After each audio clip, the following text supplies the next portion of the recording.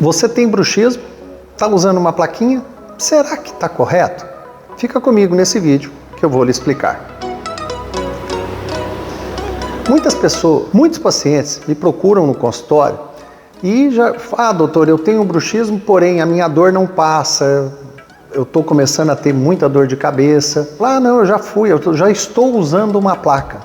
E eu pergunto para esse paciente, qual bruxismo você tem? Ele não sabe me dizer. Eu tenho bruxismo, eu durante o dia estou apertando os dentes. Eu à noite, eu ronco e estou usando a placa. Então, olhe bem, existem 9 categorias de bruxismo.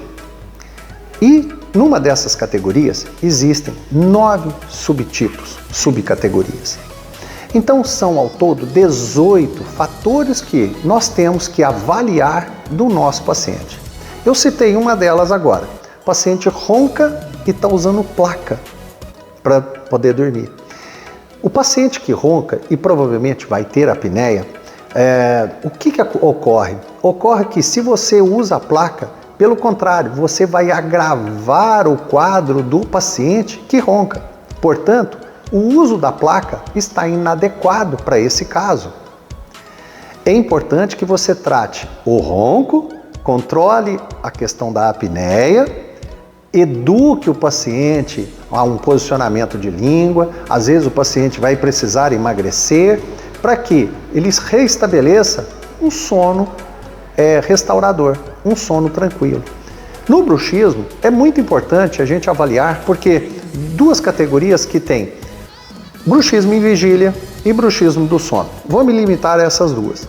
O bruxismo em vigília geralmente está ligado à ansiedade.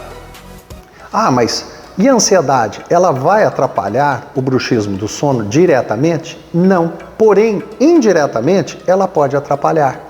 Ela pode provocar um distúrbio do sono, ou seja, a pessoa dormir mal. Geralmente, pessoas agitadas têm uma certa dificuldade em dormir. Então é importante que você, uma das coisas, aprenda a ter higiene do sono. Além disso, é importante identificar qual tipo de bruxismo para que você possa fazer o seu tratamento correto. E um grave erro que tem ocorrido demais, tá?